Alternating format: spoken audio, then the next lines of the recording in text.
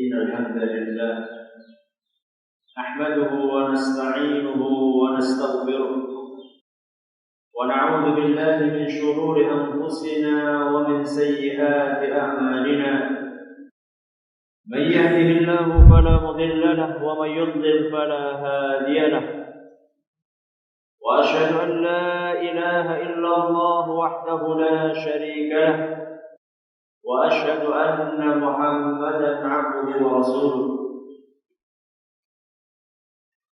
يا أيها الذين آمنوا اتقوا الله حق تقاته ولا تموتن إلا وأنتم مسلمون يا أيها الناس اتقوا ربكم الذي خلقكم من نفس واحدة وخلق منها زوجها وبث منهما رجالا كثيرا ونساء واتقوا الله الذي تساءلون به والأرحام إن الله كان عليكم رقيبا يا أيها الذين آمنوا اتقوا الله وقولوا قولا سديدا يصلح لكم أعمالكم ويغفر لكم ذنوبكم ومن يطع الله ورسوله فقد فاز فوزا عظيما أما بعد فإن أصدق الحديث كتاب الله وخير الهدي هدي محمد صلى الله عليه وسلم وشر الأمور محدثاتها وكل بدعة ضلالة. Jamaah Jumat rahimakumullah, marilah kita tingkatkan ketakwaan kita kepada Allah Tabaraka wa Ta'ala dengan ketakwaan yang sebenar-benarnya, yaitu dengan mengamalkan apa yang diperintahkan oleh Allah dan Rasul-Nya sallallahu alaihi wasallam, serta menjauhi apa yang dilarang oleh Allah dan Rasul-Nya sallallahu alaihi wasallam. Jamaah Jumat yang semoga dimuliakan Allah, kelancaran rizki dan keberkahannya tentu merupakan dambaan setiap insan di muka bumi ini. Tidak ada bedanya dalam hal ini antara tua dan muda, pria dan wanita, muslim dan non-muslim, ahli ibadah maupun ahli maksiat, pejabat maupun rakyat, semuanya menginginkan rezeki yang lancar. Petani menghendaki hasil panenannya melimpah. Pedagang menginginkan keuntungan yang berlipat ganda. Pegawai, karyawan, dan buruh menghendaki gaji yang tinggi. Peternak menginginkan hasil ternak yang sehat dan gemuk. Begitu seterusnya. Masing-masing orang sesuai dengan profesinya berharap rizki yang banyak. Demi mendapatkan dambaan tersebut, setiap manusia berusaha dengan maksimal menempuh berbagai cara serta mengerahkan beragam daya dan upaya. Agar panenannya berhasil, para petani akan membajak sawahnya dan mengairinya, memilih bibit yang unggul, menyiangi rumput-rumput, serta menjaganya siang dan malam saat padi mulai menguning. Begitu pula para pedagang, supaya laris dagangannya mereka akan berusaha melengkapi barang-barang tokonya, mempromosikannya dengan gencar, juga memasang harga yang bersaing. Setali tiga uang, profesi-profesi lainnya pun melakukan hal yang serupa. Pegawai, karyawan, guru, kontraktor, buruh pabrik, dan lain-lain, semuanya memaksimalkan usaha lahiriahnya demi meraup keuntungan sebanyak-banyaknya. Namun, setelah segala daya dan upaya dikerahkan, apakah bisa dipastikan bahwa angan-angan indah itu pasti berhasil dicapai? Jawabannya belum tentu. Terkadang berhasil dan terkadang tidak. Kadangkala petani mengalami gagal panen, pedagang bangkrut, dan karyawan pun di-PHK. Mengapa? Kegagalan itu tetap ada. Padahal usaha lahiriah sudah maksimal dikerjakan. dan perhitungan manusiawi sudah matang dilakukan? Jawabannya adalah karena adanya faktor X yang justru kerap dilupakan oleh banyak orang. Para hadirin dan hadirat rahimakumullah. Apakah faktor X tersebut? Faktor yang justru sering dilupakan adalah ketentuan dari sang pemberi rizki dan penguasa mutlak alam semesta ini, yaitu Allah Tabaraka wa Ta'ala. Sebesar dan semaksimal apapun usaha manusiawi yang kita kerahkan, seandainya Allah tidak berkehendak, maka mustahil keinginan itu akan tercapai. Wa ma tasha'una illa ayyasha Allahu Rabbul Alamin. Kalian tidak akan menghendaki sesuatu kecuali apabila dikehendaki oleh Allah Tabaraka wa Ta'ala, Rabb seluruh alam. Al-Quran surat At-Takwir ayat 29. Allah Tabaraka wa Ta'ala yang menentukan segala sesuatunya, apakah itu keberhasilan atau kegagalan, entah rizki yang lancar maupun rizki yang seret, semuanya di tangan Allah Subhanahu. Kita hanya bisa berusaha lahiriah secara maksimal. Adapun mengenai hasil akhirnya, itu hanyalah Allah yang bisa menentukannya. Maka dari itu, selain usaha fisik yang kita lakukan, kita juga harus berusaha bagaimana supaya Allah berkenan untuk menentukan yang terbaik buat kita. Satu-satunya jalan yang mengantarkan kita ke sana adalah dengan meningkatkan ketakwaan kita kepada Allah Sang Khalik Tabaraka wa Ta'ala. Semakin kita patuh kepadanya, maka curahan kasih sayangnya kepada kita pun akan semakin besar. Allah Subhanahu wa Ta'ala berfirman, "Wa may yattaqillaha yaj'al lahu makhraja wa yarzuqhu min haitsu la yahtasib."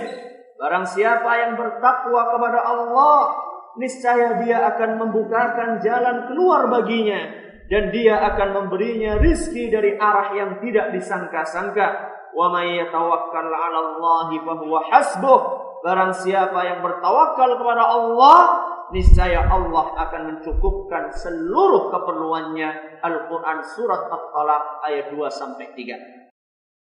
Dalam ayat-ayat di atas, Allah Tabaraka wa Ta'ala menyebutkan berbagai buah manis ketakwaan, yang diantaranya adalah kelancaran rezeki, juga terpenuhinya segala hajat. Ini baru keuntungan takwa yang bersifat duniawi. Kelak masih ada keuntungan lain yang jauh lebih besar, yakni meraih surga Allah di akhirat nanti, negeri keabadian yang dipenuhi kenikmatan tiada tara, cita-cita utama setiap hamba yang bertakwa. Jamaah salat Jumat yang kami hormati, secara garis besar, ketakwaan terbagi menjadi dua. Yang pertama, yang berhubungan dengan Allah Tabaraka wa Ta'ala, atau yang biasa diistilahkan dengan hablum minallah. Adapun yang kedua adalah yang hubungannya dengan sesama manusia, atau yang biasa diistilahkan dengan hablum minannas. Adapun yang pertama, yaitu ketakwaan yang hubungannya dengan Allah, misalnya seperti tauhid, kemudian menunaikan salat, berpuasa, zakat dan haji bagi mereka yang mampu, serta ibadah-ibadah lain yang serupa. Manakala seorang hamba patuh kepada Allah dengan menjalankan salat 5 waktu secara benar, berpuasa di bulan Ramadan dengan baik, serta tidak lupa untuk mengeluarkan kewajiban zakat hartanya, maka Allah pun akan membalasnya di dunia dengan curahan nikmat darinya, serta pahala yang berlipat ganda kelak di surga. Sebaliknya, bila seorang insan enggan untuk menunaikan salat 5 waktu dan sering bolong-bolong, atau salatnya hanya seminggu sekali di hari Jumat saja, atau bahkan hanya setahun 2 kali di hari raya Idul Adha dan Idul Fitri, di siang hari bulan suci Ramadan dia tidak merasa malu untuk makan dan minum di pinggir jalan. Zakat juga tidak pernah terpikirkan. Masih pula ditambah dengan segudang maksiat, berjudi, berzina dan mabuk-mabukan. Diperparah lagi dengan praktek kehidupan yang kental dengan mistik dan klinik. Jika kondisi seorang hamba sudah mengenaskan seperti ini, maka bersiaplah menghadapi rezeki yang seret, urusan yang macet, serta situasi rumah tangga yang ruwet. Para makhluk Allah pun akan dikerahkannya untuk memberi peringatan. Air hujan akan tumpah ruah tanpa henti, sehingga menimbulkan banjir bandang. Gunung berapi akan bergejolak sehingga memuntahkan abu panas dan lahar yang mendidih. Bumi akan bergoyang, menimbulkan gempa yang meluluh lantakkan segala yang ada di atasnya. Tidak ketinggalan makhluk-makhluk kecil, semisal belalang, wereng dan tikus pun akan dikirim untuk merusak sawah-sawah. Ketahuilah bahwa mereka hanyalah makhluk-makhluk Allah yang menjalankan perintah Sang Khalik, tidak lebih dan tidak kurang. Berbagai kesulitan ini belum seberapa, sebab masih ada malapetaka besar lain yang maha dahsyat yang menanti kelak di akhirat, yaitu kobaran api neraka yang panasnya menembus sampai ke dalam hati yang paling dalam. Kaum muslimin dan muslimat yang semoga senantiasa dirahmati Allah. Barusan tadi adalah keterangan tentang jenis pertama dari ketakwaan, yakni yang berhubungan dengan Allah. Adapun jenis yang kedua dari jenis ketakwaan, yaitu yang hubungannya dengan para manusia. Ketakwaan jenis ini diawali dengan kebaktian terhadap kedua orang tua, lalu berlanjut kepada perbuatan baik terhadap orang-orang yang terdekat, semisal suami, istri, anak, kakak, adik, dan karib kerabat lainnya. Juga berperilaku simpatik kepada tetangga, teman kerja, dan seluruh kaum muslimin, serta semua umat manusia secara umum, sesuai dengan aturan yang digariskan agama. Andaikan seorang hamba menjalankan berbagai jenis ketaatan di atas dengan benar, niscaya dengan izin Allah tabaraka wa ta'ala rizkinya akan mengalir dengan deras. Rasulullah sallallahu alaihi wasallam menerangkan, man ahabba an yubsata lahu fi rizqihi wa yunsa'a lahu fi atharihi falyasil rahimah. Barang siapa menginginkan untuk diluaskan rizkinya serta diundur ajalnya, hendaklah dia bersilaturahim. Hadis riwayat Bukhari dan Muslim. Namun sebaliknya, bila hal itu diabaikan, maka akan berdampak buruk bagi kelancaran rizki kita. Orang-orang yang durhaka kepada orang tuanya, suami yang menterlantarkan keluarganya, ibu yang mengabaikan pendidikan anak-anaknya, orang yang sering menyakiti tetangganya, orang-orang yang gemar berhutang namun enggan untuk membayarnya, orang yang suka menyerobot jatah kaum miskin dengan mengambil jatah raskin, BLT atau BLSM, padahal ia hidup berkucuk-kubur. Pedagang yang curang dalam berinteraksi dengan pembelinya, mereka semua adalah orang-orang yang terancam akan seret rizkinya dan akan lenyap keberkahan hartanya, dan kelak akan menjumpai kesengsaraan besar di neraka Jahannam. Na'udzubillahi min dzalik. Wailul lil mutaffifin alladzina idza iktalu 'alan nasi yastawfun wa idza kaluhum aw wazanuhum yukhsirun ala yadhunnu ulaika annahum mab'utsun liyaumin 'adzim yauma yaqumun nasu lirabbil 'alamin. Kecelakaan besarlah bagi orang-orang yang curang, yaitu orang-orang yang apabila menerima takaran dari orang lain mereka minta dipenuhi, dan apabila mereka menakar atau menimbang untuk orang lain mereka mengurangi. Tidakkah orang-orang itu yakin bahwa sesungguhnya mereka akan dibangkitkan pada suatu hari yang besar, yaitu hari ketika manusia berdiri menghadap Rabb semesta alam. Al-Quran surat Al-Mutaffifin ayat 1-6. Para hadirin dan hadirat yang kami hormati, jika memang ketakwaan kepada Allah Azza wa Jalla adalah salah satu sebab utama penyebab lancarnya rezeki, lantas mengapa ada para manusia di dunia ini yang tidak bertakwa, bahkan tidak beragama Islam, namun rezekinya justru melimpah? Demikian pertanyaan yang sering terlintas. di benak sebagian orang manakala melihat kenyataan yang ada. Sekurang-kurangnya ada dua jawaban yang bisa dikemukakan di sini.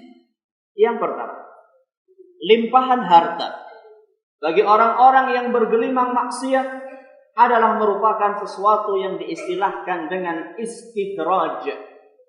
Apa itu istidraj? Istidraj adalah kenikmatan yang dicurahkan oleh Allah di dunia untuk melalaikan manusia tersebut, sehingga nanti kelak di akhirat dia akan mendapatkan siksaan yang tidak terperikan. Rasulullah sallallahu alaihi wasallam mengingatkan hal tersebut dalam sebuah hadis yang diriwayatkan oleh Imam Ahmad dan dinyatakan sahih oleh Syekh Al-Albani. Kata Nabi sallallahu alaihi wasallam, "Idza ra'aita Allah yu'til 'abda min ad-dunya 'ala ma'asihi ma yuhib, fa innama huwa istidraj." Seandainya engkau melihat Allah mencurahkan harta dunia yang diinginkan seorang hamba, padahal dia gemar bermaksiat, maka ketahuilah bahwa itu adalah merupakan istidraj.